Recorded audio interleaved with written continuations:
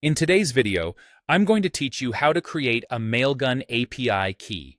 By the end, you'll have a secure key you can use to authenticate your application and send emails through Mailgun's API. Think of the API key as a secret password for your software. It proves to Mailgun that your app is allowed to perform actions on your account. To get started, sign in to your Mailgun control panel. Use your regular account credentials and make sure you're logging into the correct organization if you have access to more than one. If you're part of a team, confirm that your role has permission to manage API keys. Once you're in the dashboard, head to the API security section. To find it, click the profile icon in the top right corner to open the account menu, then choose API security. This page is your central place for managing keys. You'll see any existing keys listed here, and you'll also get the option to create new ones. Take a moment to glance through what already exists, so you avoid duplicating a key unnecessarily and keep your setup organized. Now, let's create a new key.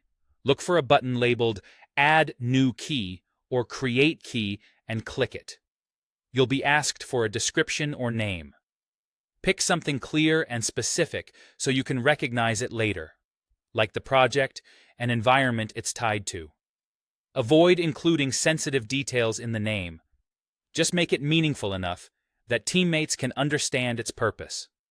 Next, you'll choose a role if your plan supports role-based access control.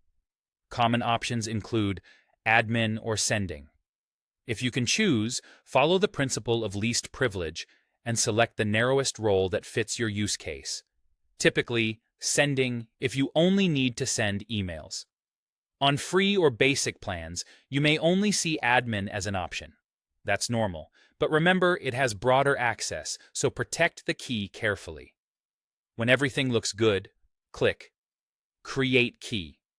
Mailgun will generate your new API key and usually display it only once.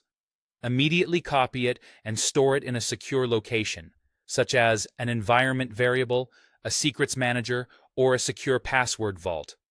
Never share your key publicly, don't paste it into screenshots, and don't commit it to version control.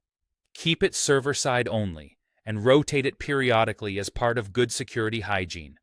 That's it. You're logged in, you've opened the API security page, and you've created a properly named key with the right role.